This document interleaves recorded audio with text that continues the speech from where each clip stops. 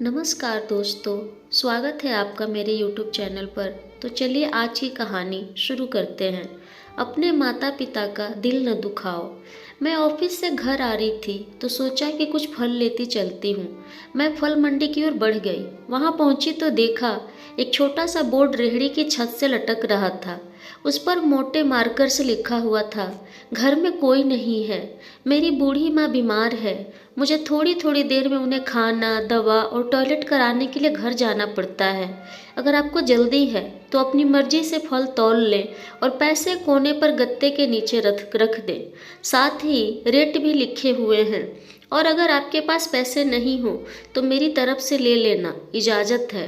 मैंने इधर उधर देखा, पास पड़े तराजू में 2 किलो सेब तोले, दर्जन भर केले लिए, बैग में डाले, प्राइज लिस्ट से कीमत देखी, पैसे निकालकर गत्ते को उठाया। वहाँ 100, 50 और 10 के नोट पड़े थे।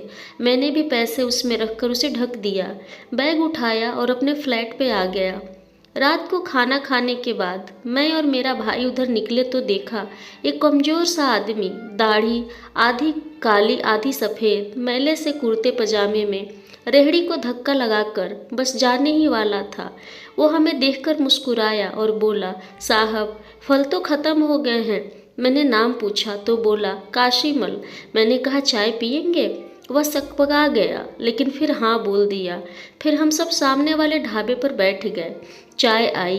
काशीमल कहने लगा, पिछले 3 साल से मेरी माँ बिस्तर पर है, कुछ पागल सी भी हो गई है। मेरी कोई संतान नहीं है, बीबी मर गई है, सिर्फ मैं हूँ और मेरी माँ। माँ की देखभाल करने वाला कोई नहीं है, इसलिए मुझे हर वक्त माँ का ख्याल रखना पड़ता है। एक दिन मैंने माँ का पाँव दबाते हुए बड़ी नरमी से कहा, माँ तेरी सेवा करने को तो बड़ा जी चाहता है, पर जेब खाली है और तू मुझे कमरे से बाहर निकलने नहीं देती। कहती है तू जाता है तो जी घबराने लगता है। तू ही बता मैं क्या करूं?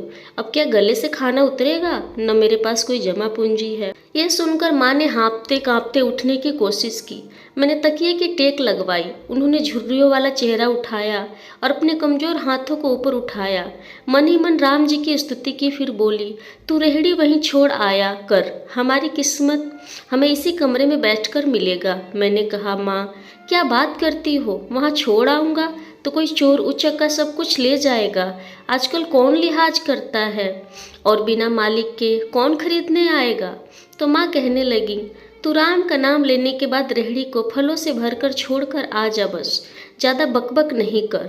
शाम को खाली रेहड़ी ले आया कर। अगर 13 रुपये गया तो मुझे बोलियो।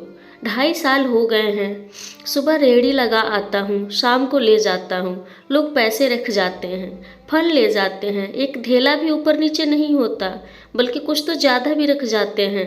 कभी कोई माँ के लिए फूल रख जाता है, कभी कोई और चीज़।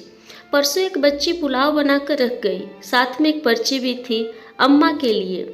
एक डॉक्टर अपना कार्ड छोड़ गए, पीछे लिखा था, माँ की तबीयत नाजुक हो तो मुझे कॉल कर लेना, मैं आ जाऊँगा। कोई खजूर रख जाता है। रोज़ाना कुछ न कुछ मेरे हक के साथ मौजूद होता है। न माँ हिलने देती हैं, न मेरे राम कुछ कमी रहने देते हैं। माँ कहती हैं, तेरा फल मेरा राम अपने फरिश्तों से बिकवा देता है।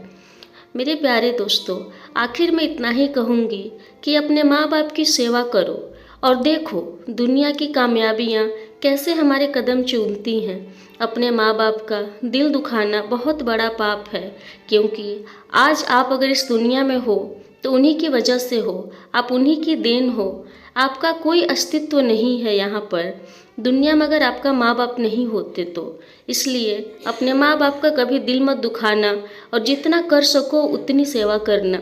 उम्मीद करती हूँ आपको आज की कहानी पसंद आई होगी। अगर पसंद आई है तो लाइक करें, शेयर करें, और इस कहानी के प्रति आपकी क्या राय है कमेंट करके ज़रूर बताएं।